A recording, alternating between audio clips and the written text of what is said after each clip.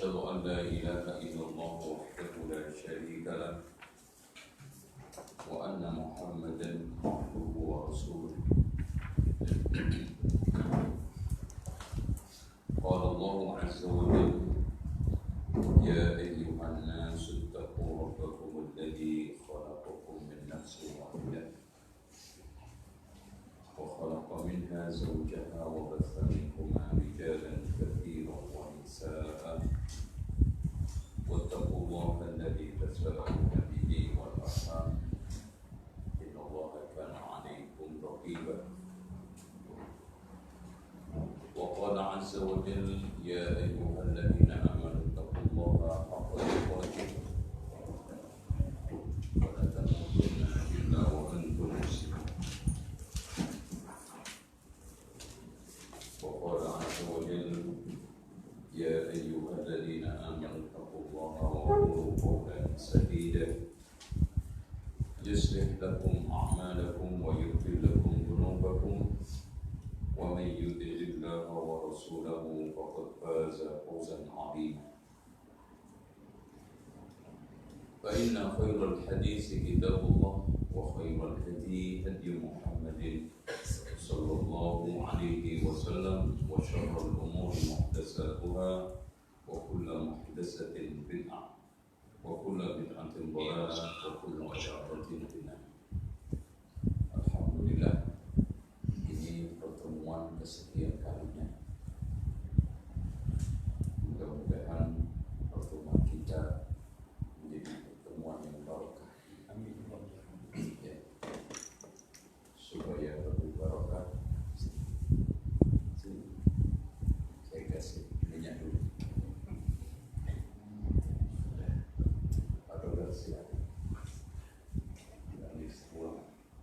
Ini masalah minyak racikan sendiri. Tapi yang belakang tak usah, tapi biar tak habis.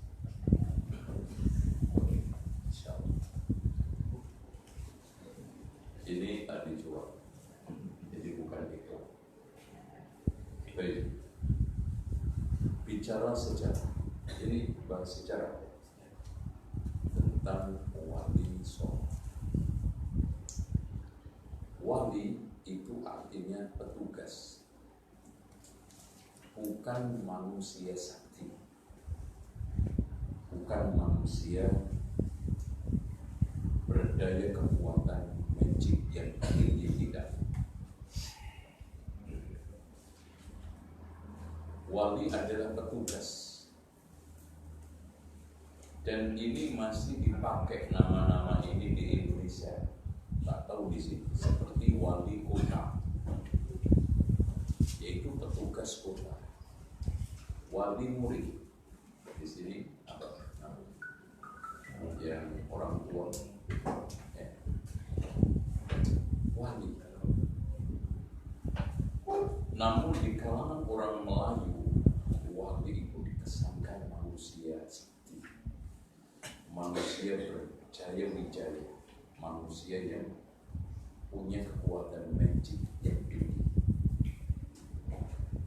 Akhirnya wali itu dikesankan seperti resi Hindu-Buddha, cuma dibungkus dengan nama Islam.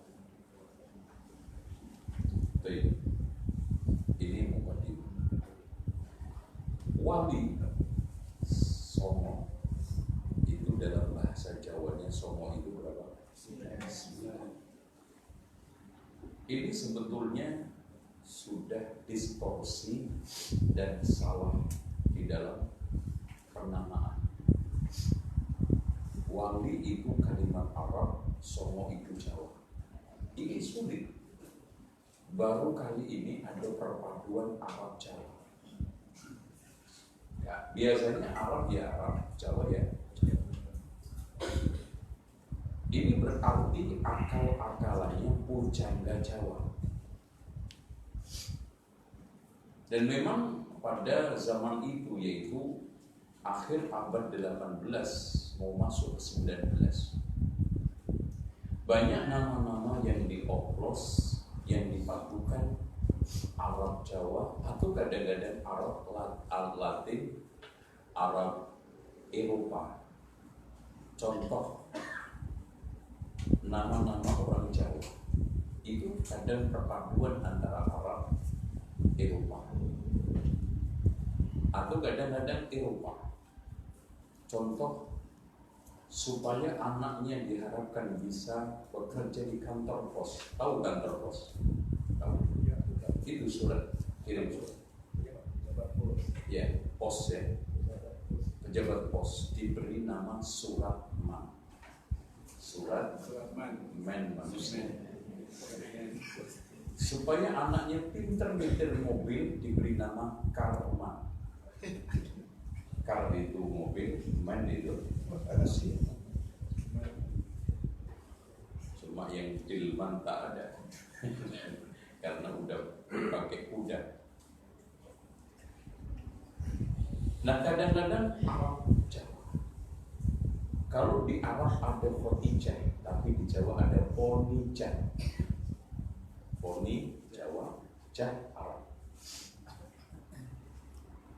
Oleh karena itu, istilah Wali Songo sendiri sudah kehilangan keaslian etimologinya, kehilangan terminologinya, kehilangan kata bakunya.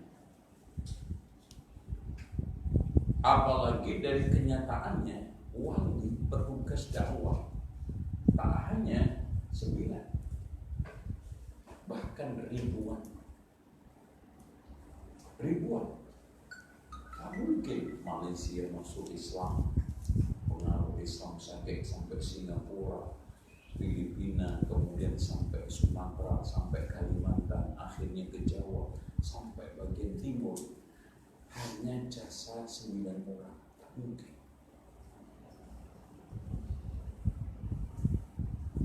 Ya,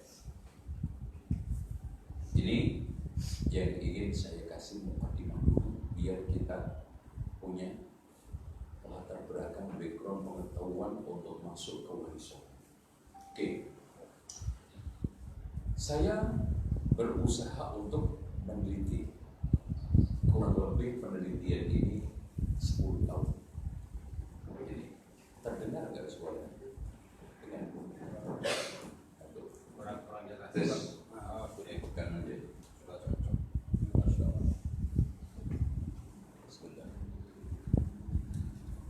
Jadi di sini. Kayaknya ini yang punya. Baik. Terus, nah,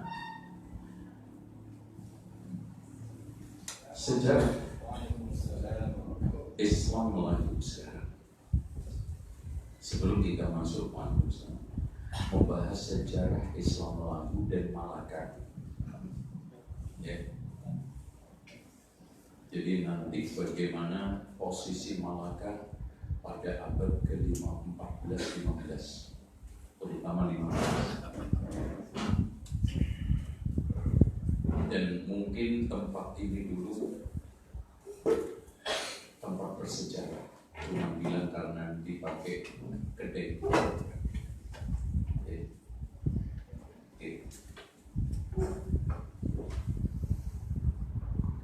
Kosong. Saya kira ada ya. Jadi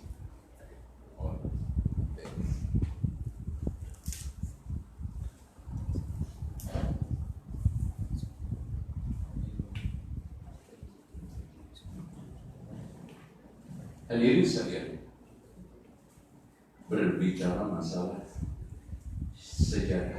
Kalau di Malaysia apa namanya? Sejarah. Sejarah itu berasal dari kalimat bahasa Arab, yaitu syajarah. Syajarah. Oleh karena itu, awal muasal yang mempelajari sejarah itu umat Islam. Dan yang paling tahu sejarah itu orang Arab. Siapa yang tahu pertama kali turunnya Nabi Adam ke dunia? Siapa? Orang Arab, ya Nabi Adam sendiri. Iya nggak? Ya. Iya. Syajarah. Kenapa sejarah itu dikatakan syajarah?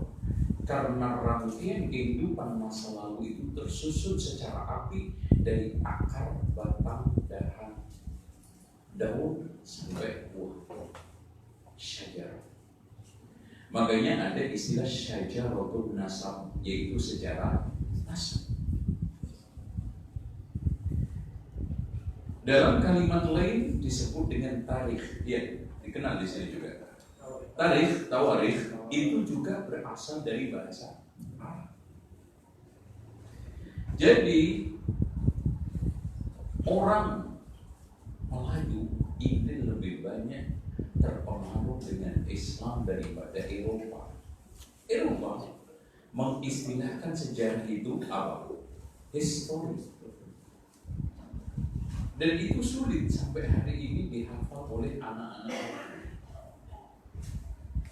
Apalagi sejarah bahasa Melayu itu pernah menjadi bahasa antar bangsa pada abad 15. Ya, tolong diperhatikan. Dulu ketika Malaka ini jaya dengan raja pertamanya yang masuk Islam, Parameswara, kemudian menamakan dirinya dengan Muhammad Syah. Itu bahasa yang ditransaksikan di Malaka ini kurang lebih 84 bahasa. Dan semua untuk bisa berhubungan dengan kerajaan Malaka harus pakai bahasa Melayu. Jepun datang ke sini pun untuk bisa berhubungan dengan Raja Malaka harus pakai penerjemah Melayu. Arab pun Melayu. Ini nanti kita kalau sudah nyampe sejarah Malaka. Tapi sebelum masuk ke sana kita akan sampaikan pentingnya belajar sejarah. Maaf, sampai hari ini wabil khusus umat Islam masih menciptakan ilmu sejarah.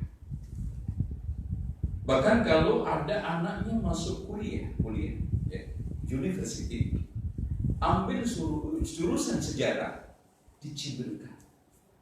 Ngapain? Mempelajari orang-orang mati.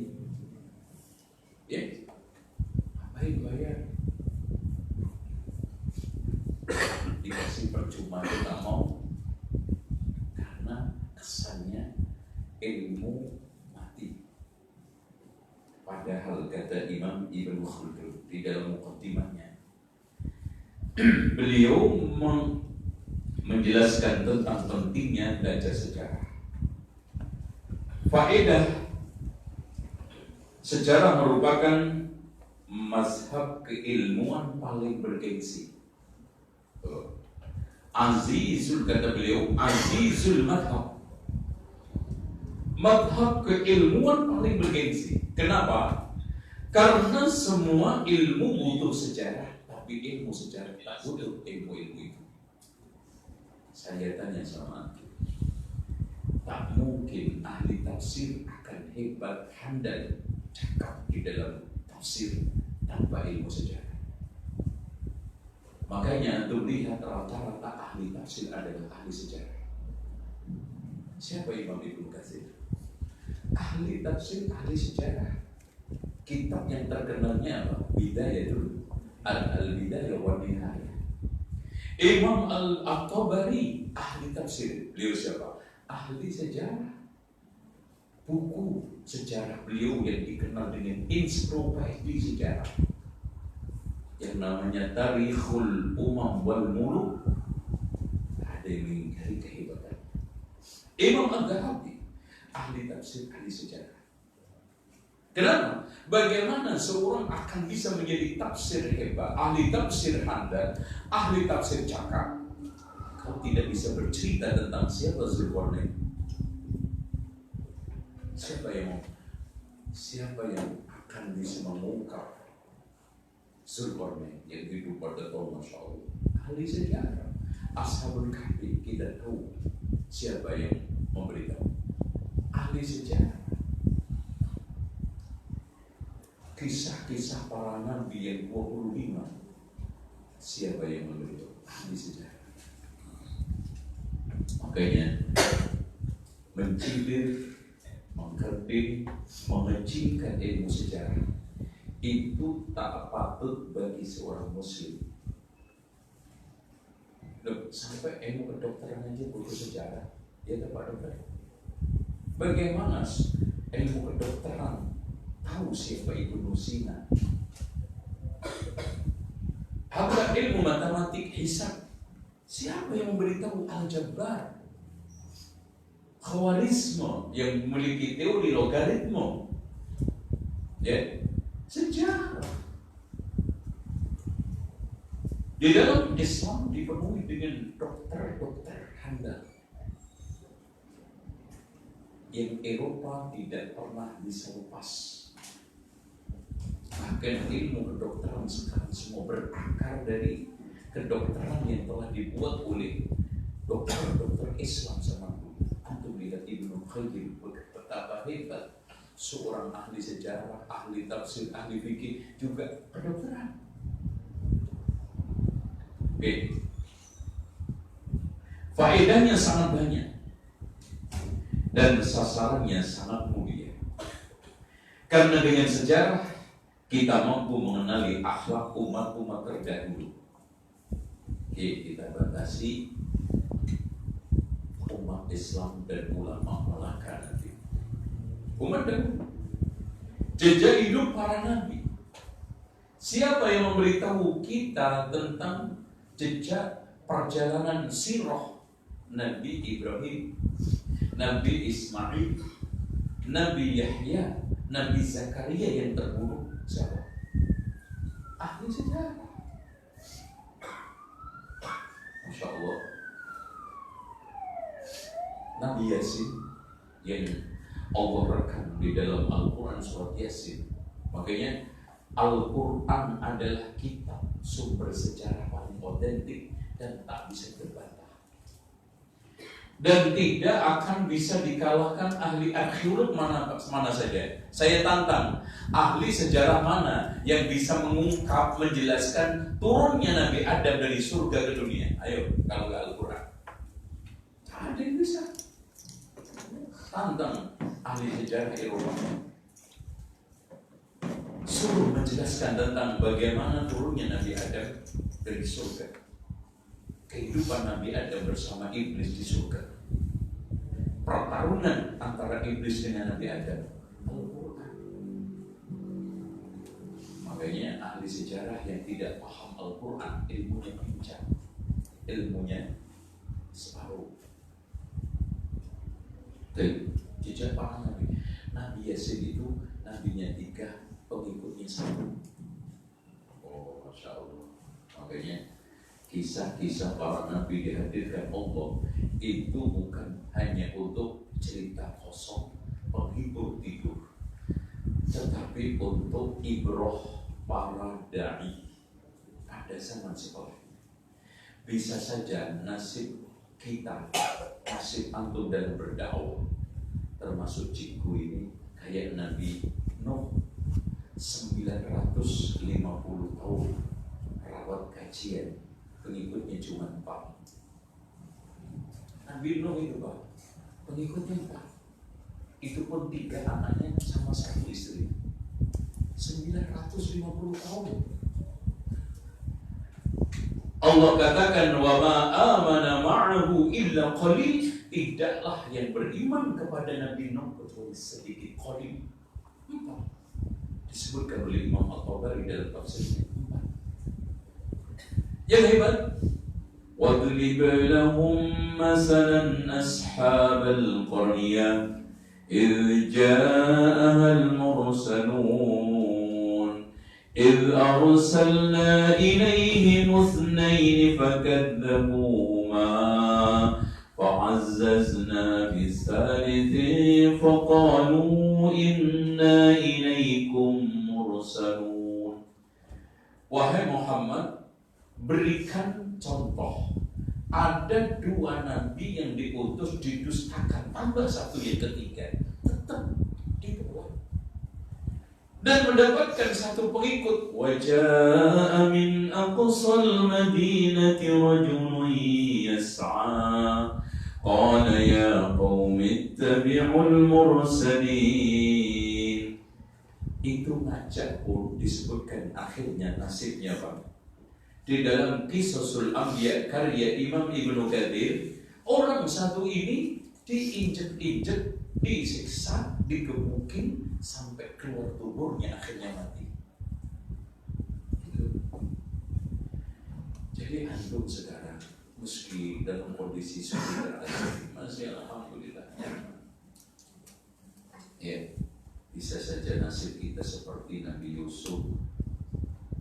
Nasib kita bisa saja seperti Nabi Yunus, bisa seperti Nabi Musa. Tapi Masya Allah, di antara sekian Nabi, yang paling sering disebut oleh Allah di dalam Al-Quran itu Nabi Musa. Ratusan kali. Kenapa? Karena ada kemiripan tantangan Nabi Musa dengan Nabi Muhammad. Mirip umatnya, gaya hidupnya mirip. Makanya Allah berulang-ulang menyebutkan Nabi Musa. Bahkan Rasulullah pun ketika menjelaskan tentang kesabaran beliau, rahimallahu Musa udhiya akthar minni fasabar. Semoga Allah merahmati Musa yang telah tersakiti, yang telah diuji dengan berbagai macam ujian, masih tetap sabar. Lengkap ujiannya dari Musa. Ini sejarah. Dan tata kelola pemerintahan, Masya Allah. Coba Pak bayangkan, Raja Parameswara dengan gelar masuk Islamnya Muhammad Shah. Mungkin orang ini tak piawai, tak punya kebolehan di dalam masalah pemerintahan. Karena bagaimana menata sekian negara yang masuk ke Malaka. Dan tolong diperhatikan, seluruh transportasi yang akan datang ke timur, baik itu ke mana itu Sumatera, terutama Aceh, atau ke Kalimantan, atau ke Jawa, pastilah mampir singgah di Malaka. Pertama, Malaka posisi pelabuhannya sangat strategis. Menghadap kemana? Menghadap kemana?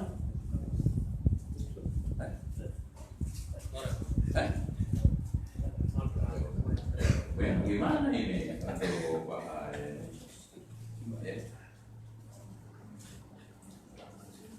Barat utama, Pak. Itu bagi pelayaran dulu sangat dibutuhkan. Karena pelayaran dulu hanya mengandalkan angin. Dan angin itu berganti setiap 6 bulan. Makanya orang datang dari 3 penjuru itu semuanya singgah di Malaka. 3 penjuru itu mana? 1 datang Afrika, Yaman, Hadramaut. Keduanya langsung dari Mekah, yaitu Jeddah, langsung ke Malaka juga. Yang ketiganya Persia, yang nanti menghubungkan Syam, yaitu Palestina, Yordania, terus kemudian Lebanon. Itu lewat sini semua. Makanya para ahli sejarah mengatakan Melaka pada abad ke-15 persis seperti Singapura zaman sekarang. Semua transportasi udara pasti mendarat ke mana? Singapura.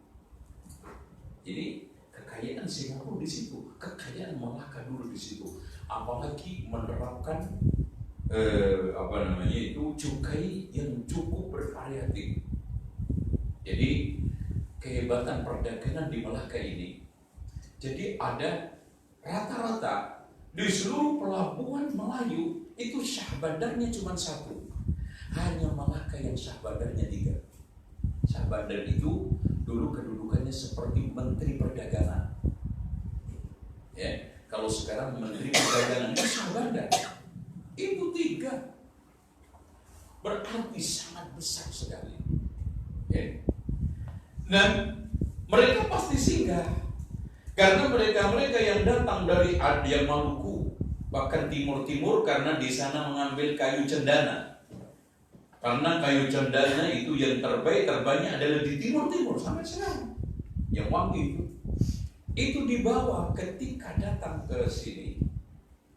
Apalagi nyampe Malaka itu sudah mulai angin bertiup dari barat ke timur. Udah tunggu sampai 6 bulan. Sampai nunggu apa? Angin bertiup dari timur ke barat. Dan di sini Malaka lah paling tepat pelabuhan itu. Agak menjorok ke utara tapi barat. Ada yang menghantarkan ke Hadramaut, terus nanti langsung apalagi sebelum terusan Suez itu di kali ya tahun berapa? Nanti yang tahu kasih hadiah Ciku. Terusan Suez tahun berapa? Ada PR ya.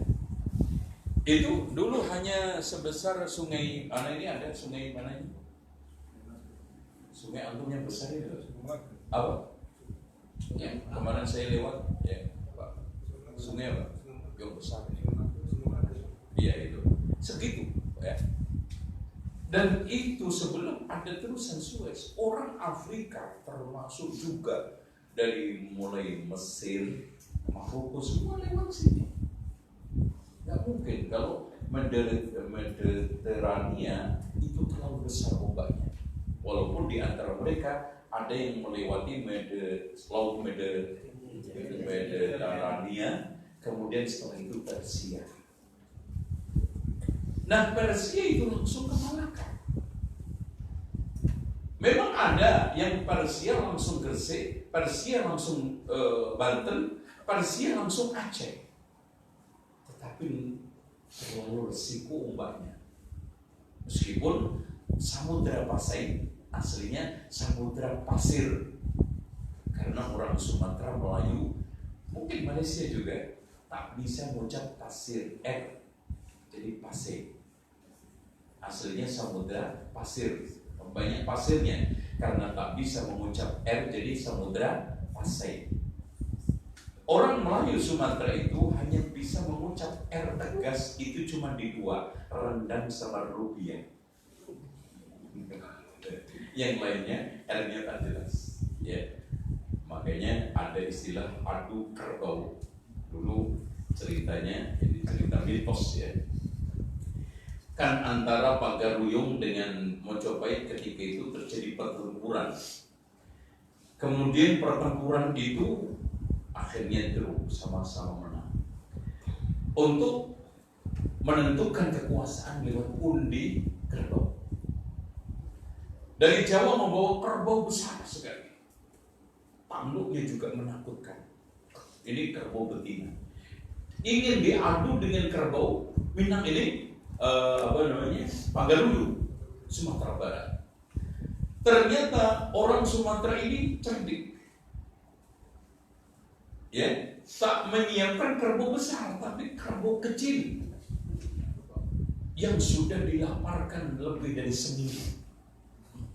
Kemudian kasih tanduk palsu yang dilancipkan, sehingga ketika melihat kerbau betina yang besar, susunya montok, ini kerbau kecil langsung lari, ya, langsung menyerang, ya, untuk nyusu.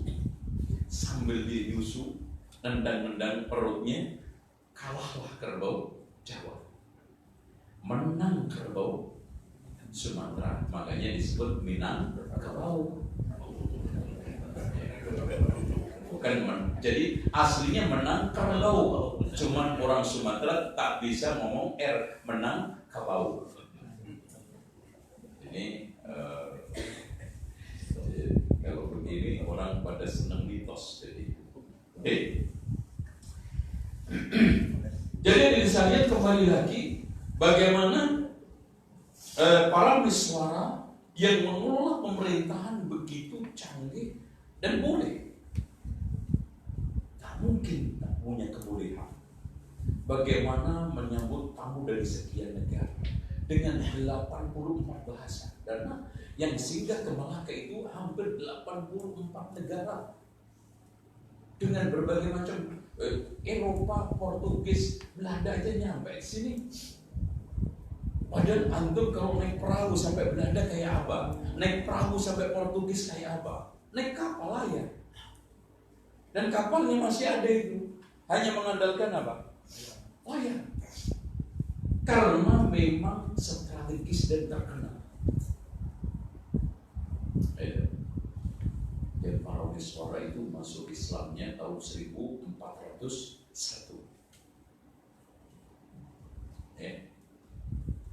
Tahu saya dicatat nanti lihat aja di museum. Nampaknya tak pernah masuk museum ya. Kalau mau senang kayaknya ya. Itu lemahnya orang Melayu. Kalau diajak ke museum malas. Kalau diajak ke mall senang. Nah, apalagi sekarang orang Arab yang punya kesamaan ideologi, emosional keagamaan, pastilah singgah paling terbanyak di sini. Makanya